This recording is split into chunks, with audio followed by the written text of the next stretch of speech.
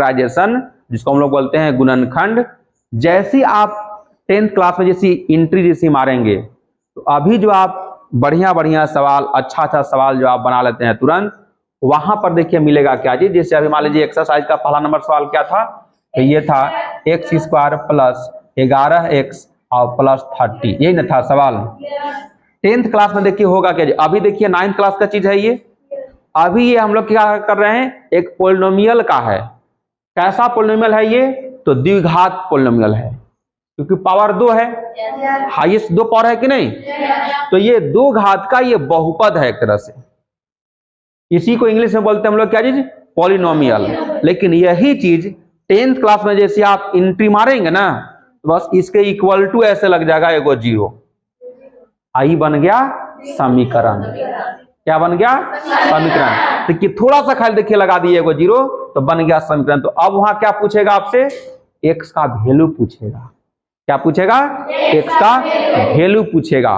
तो अब यही x का वैल्यू हम लोग कैसे निकाल लेंगे, हम लोग गुणनखंड करने अभी तक सीख गए 9th क्लास में अच्छे तरीके से। तो आप गुणनखंड करते हैं तो कैसे करते हैं गुणनखंड, इसका कोफिशिएंट 1 है, एक्स स्क्वायर का कोफिशिएंट यहाँ 1 है, और ये कांस्टेंट कितना है, 30 है। अब 1 गुने 30 करते हैं तो कितना आएगा, 30 आ जाएगा कि नहीं। और यही 30 को दो ऐसा नंबर में हम लोग तोड़ेंगे जिसको जोड़ने और घटाने पर क्या जाना चाहिए, मिडिल वाला आ जाना चाहिए, ठीक है।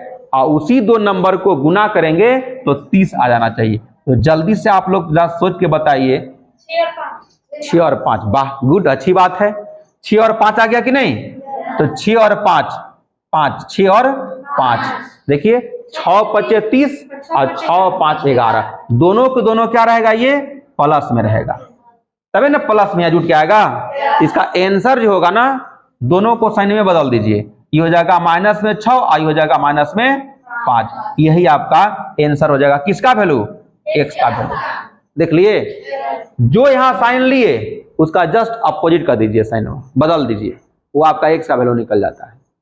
तो बनाएंगे कैसे देखिएगा, इसी को हम लोग कैसे बनाएंगे, यहां से तोड़ लेंगे इसको, x square plus 6x plus 5x plus 30 equal to 0। तो यहां से निकालेंगे हम लोग x कॉमन, तो क्या बचेगा, x प्लस 6, और यहां से प्लस 5 कॉमन निकालिएगा तो x प्लस 6, यहां ये बचेगा कि नहीं, क्या बोलते हैं, हाँ या ना, होगा कि नहीं।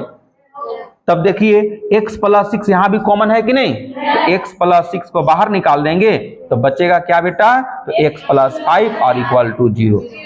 अगर मान लीजिए 0 को मान लीजिए हम लोग अभी छिपा दिए, अगर आपसे गुणनखंड केवल पूछता तो यही ना हम लोग निकालते हैं 9th क्लास में।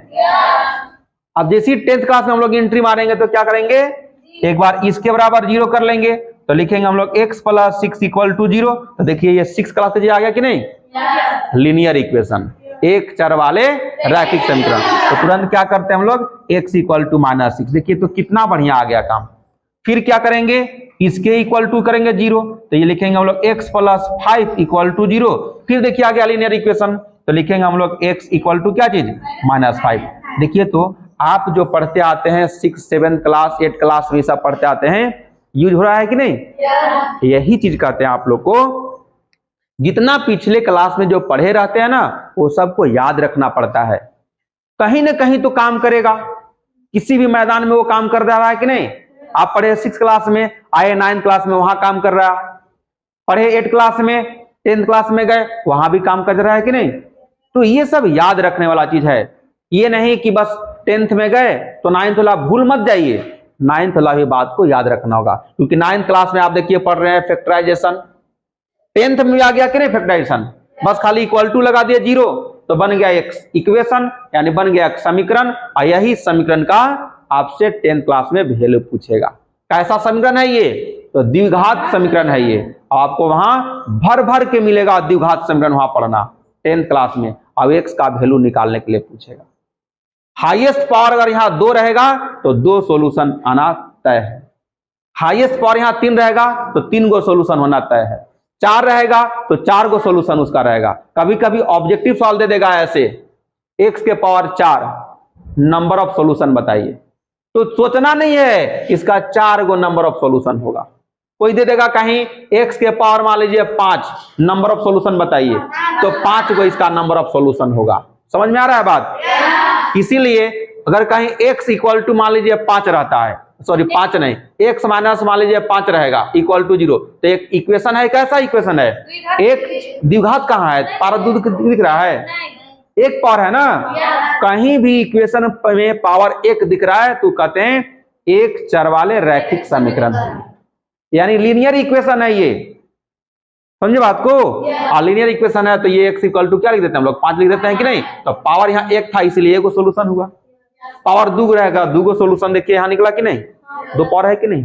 3 पावर रहेगा तो 3 गो सोल्यूशन, 4 है तो 4 को, 10 रहे तो 10 गो सोल्यूशन निकलेगा, और 100 रहे तो 100 गो उसका नंबर ऑफ सोल्यूशन निकलेगा।